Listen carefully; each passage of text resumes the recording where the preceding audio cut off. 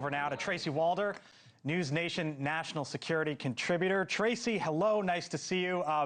As I just told you in the commercial break, I'll tell our audience, I told our team this morning, I said I'd love to hear from Tracy Walder today on the anniversary of 9/11. Here's a line about Tracy.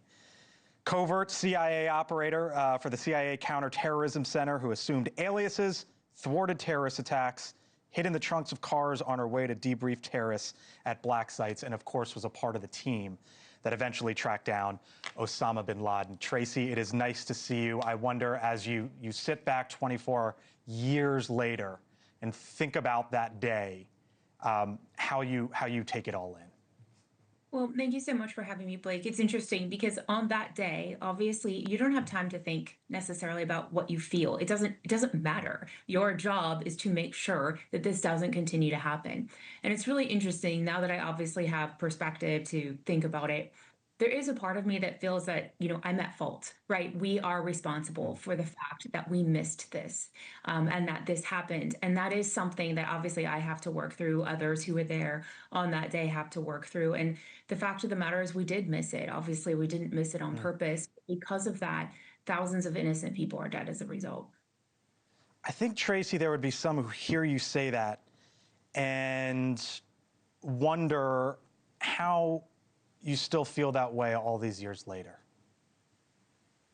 That's a good question. I don't know. I do think part of it too is the 9/11 Commission, right, came out and it did expose a lot of issues, right, within our community. And at what point, did we not want to pass that information to the FBI? Should someone have stood up? Should someone have been the whistleblower? And I think it's so easy to be this Monday morning quarterback, right, and think Right. about coulda, woulda, shoulda. But I think at the time, we did what we thought was right and what was the legal thing to do. And I have to look back on that and at least acknowledge the mistakes. It's part of how we sort of move forward.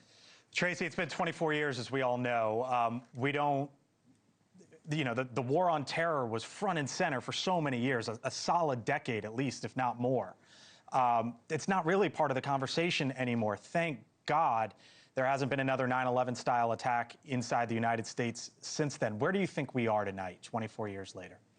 Yeah, I'm really glad you asked that question. One of the things I always get asked is, how did you feel when you found out that bin Laden was killed? That's a question I get asked a lot. I didn't feel all that much. Part of me was concerned because I think the problem is we think that we take out these heads and terrorists just sort of go away and evaporate. And in my book, I talk about how they're almost like starfish, right? Their appendages regrow. There is someone there to backfill that position. And you can kill all of these heads, but you cannot kill the ideas that come with it. In my opinion, these ideas are more profuse than ever, particularly with obviously rampant social media.